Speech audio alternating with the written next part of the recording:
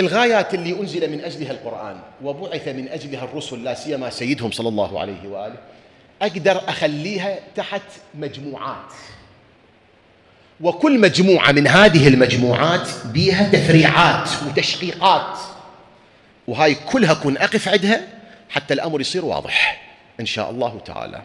هاي المجموعات أقدر أقول مجموعة من هذه المجموعات، يعني الغايات تحت مجموعات. المجموعات قسم منها مرتبط بالجانب الفكري للإنسان، مرتبط بيا جانب الجانب الفكري للإنسان، هذا واحد. اثنين، قسم من هاي الغايات مرتبط بجانب فعل الإنسان. واضح الكلام يا ولا؟ هاي هم اثنين. ثلاثة، قسم منها مرتبط بغايات وجود الإنسان. أربعة، قسم منها مرتبط بفطرة الإنسان، التعامل مع شنو؟ فطرة الإنسان. صار كم أمر؟ كم مجموعة؟ 4 مجموعات. هاي المجموعات مرتبطة بشنو؟ بسبب إنزال القرآن وإرسال رسل لا سيما سيدهم صلى الله عليه وآله.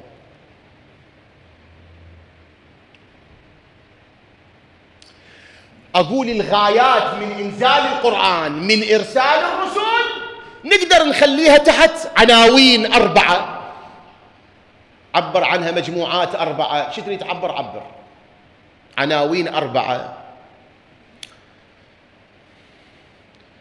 قسم منها يرتبط بفكر الإنسان، قسم منها يرتبط بفعل الإنسان، قسم منها يرتبط بالغاية من الإنسان، قسم منها يرتبط بفطرة الإنسان. ولكل ذلك أنزل القرآن وأرسل الرسل.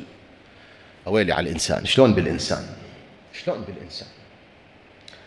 هسه ذني كلهن والإنسان يرضى يجي للطريق لو بشكل عام ما يرضى؟ ما يرضى بشكل أكو ناس كثر اجوا للطريق، ولكن الأعم الأغلب ما اجى لليوم، ما اجى مع كل هذا الشغل ما يرضى يجي. هسه تقول لي لا تضيع، هاي مقدمة المفروض ما تضيع وقتنا بيها، شوي تستعجل بيها، ما يخالف. ذني المجموعات ال4 انطينا قيلنا فد نظر عليها، سلط ضوءا عليها بشكل سريع. أقول ماكو مانع. أبدي بالمجموعة الأولى أو بالعنوان الأول أو شو تعبر عبر، اللي هو مرتبط إنزال القرآن وإرسال الرسل، مرتبط بشنو؟ بالجانب الفكري الإنساني. بالجانب شنو؟ الفكري الإنساني.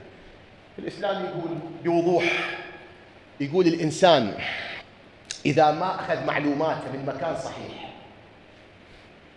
الإنسان إذا ما أخذ معلوماته من شنو؟ من مكان صحيح، من مصدر صحيح، سلوكه راح يكون بمشكلة، لأن سلوك الإنسان مرتبط بالجانب الفكري عند الإنسان. يعني هو الجانب الفكري عند الإنسان يخلي سلوك الإنسان يكون بأي اتجاه، اتجاه إيجابي لو اتجاه شنو؟ سلبي. هذا مرتبط بالفكرة اللي يقتنع بها الإنسان. سلوك الإنسان ترجمان لفكر الإنسان وقناعة الإنسان وعلم الإنسان ومعرفة الإنسان.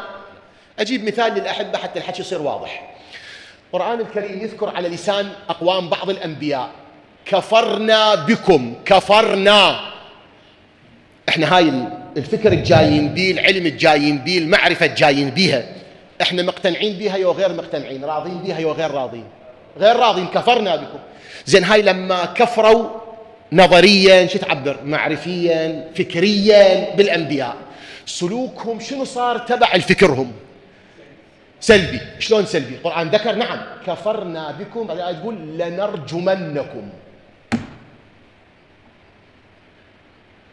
لشنو؟ السلوك صار عدائي وما صار عدائي. ليش صار عدائي؟ لأن الفكرة الصحيحة اعتنقوها يرفضوها، رفضوها، لما رفضوها صاروا عدائيين، بحيث اللي يخالفهم بوجهة النظر مو فقط يرفضوه، وإنما تعدوا هاي المرحلة، وإنما شنو؟ يردون يرجموه. يردون شنو؟ يرجموه.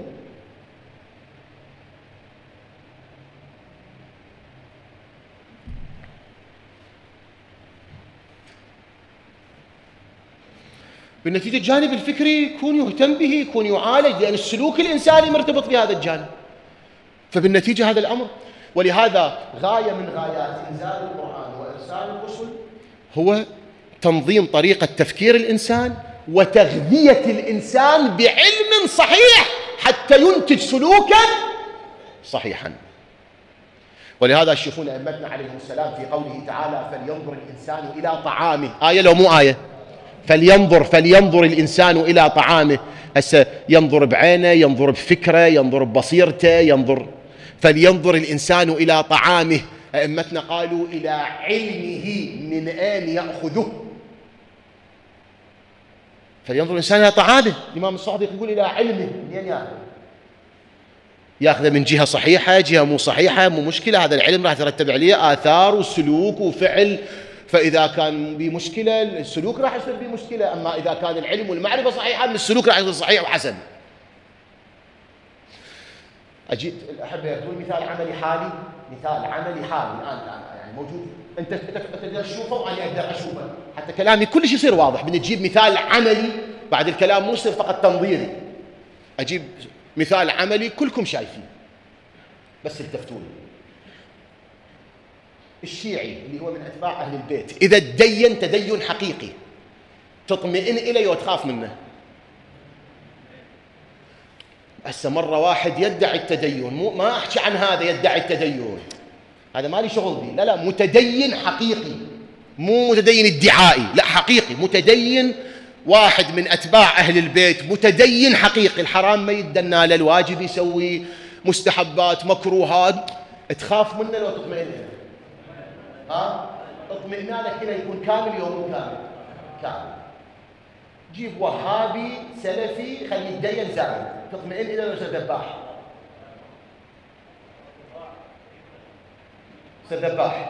ليش هذا يصير مأمون الشر؟ ليش ذاك يصير كل الشر؟ سؤال. شوف السلفي من يتدين، السلفي أو الوهابي لما يتدين زايد شوف شو يصير، جلف، قاسي، غليظ، عنيف، دموي، تفجير، قتل، تفخيخ، موت. وجيب شيعي خليه يتدين زايد، رحمة، عفو، صلح، خير، بركة، كرم، عطاء. ليش ذاك من يتدين هيك يصير؟ ليش هذا من يتدين هيك يصير؟ أسألكم ليش؟ المنبع صحيح، هذا مصدر ثقافته المعرفية مأخوذ من جعفر الصادق. جعفر الصادق ما يؤمن بقتل الأطفال وقتل النساء وتفجير المساجد والمستشفيات والمدارس والشوارع، ذني عند جعفر الصادق كل حرام. أما ذاك بروف بالحرق والقتل والتفجير، بروف، من حرق بيت الزهراء إلى حرق خيام الحسين، إلى حرق بيت الإمام الصادق، إلى قتل أهل البيت، إلى ترويع أبنائهم، إلى سبي نسائهم. هذا تاريخه كله حرق، قتل، ذبح، موت، سم، تاريخه كله عنف وإرهاب.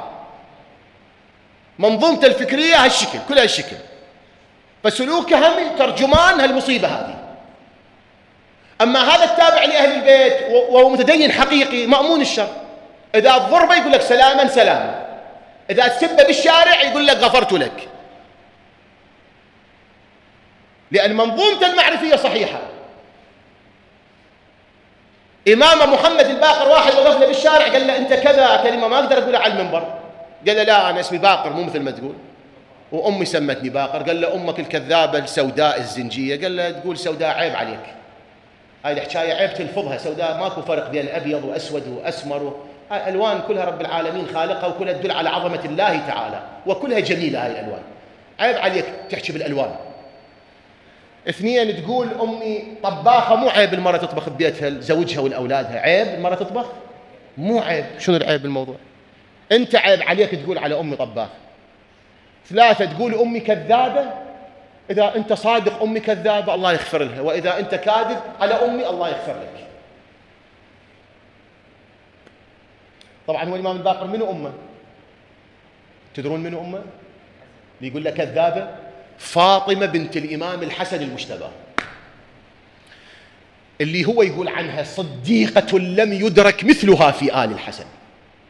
صادقة مثلها بآل الحسن ماكو. اللي مرة كانت قاعدة جوا جدار، الجدار راد ينقض عليها، قالت له ما أذن الله لك أن تنقض علي وأنا ابنة رسول الله. توقف الجدار في الهواء، فلما قامت عنه وقع. يقول له أمك كذابة. الإمام قال له إذا صدق تحكي الله يغفر لأمي، وإذا تكذب على أمي الله يغفر لك. هذا من يرجع لهيك أخلاق وهيك حلم وكظم الغيظ. شو يصير هذا؟ من يرجع لهيك مدرسة شنو يصير أخلاقه هذا؟ واحد شاف إمامنا الحسن المجتبى يمشي بالشارع بالمدينة. كثير من الإخوة يقولون أنتم ظالمين الإمام الحسن، ظالمين الإمام. خلينا نذكر الإمام الحسن عليه السلام، لا بأس.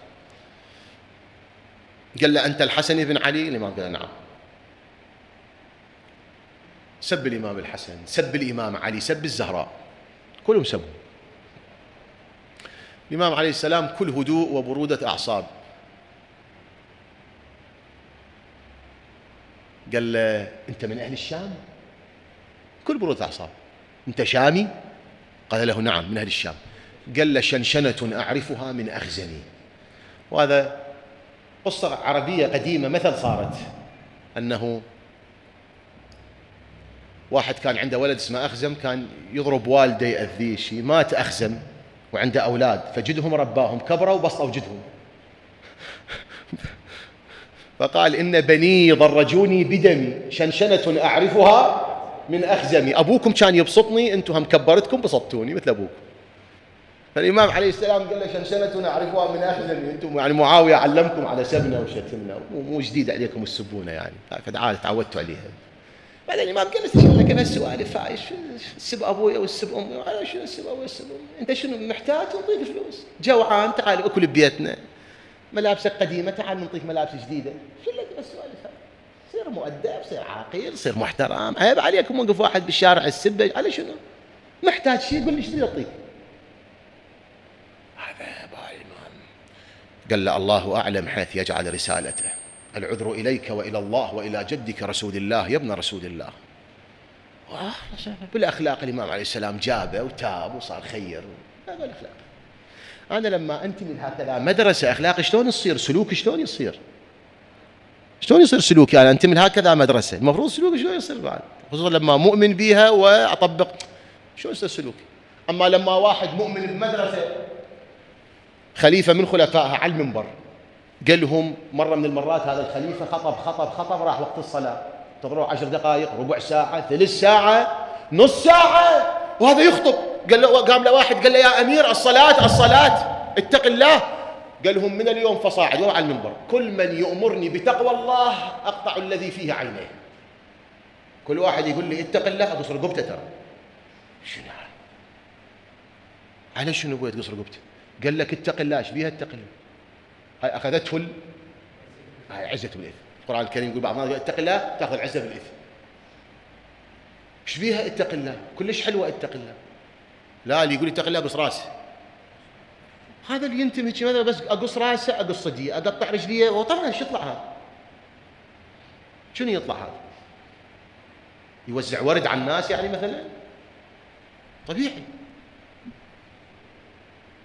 عربنا عندهم امثال حلوه،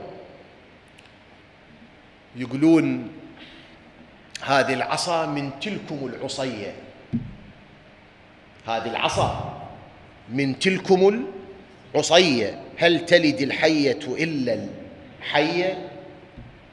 الحيه تجيب حيه،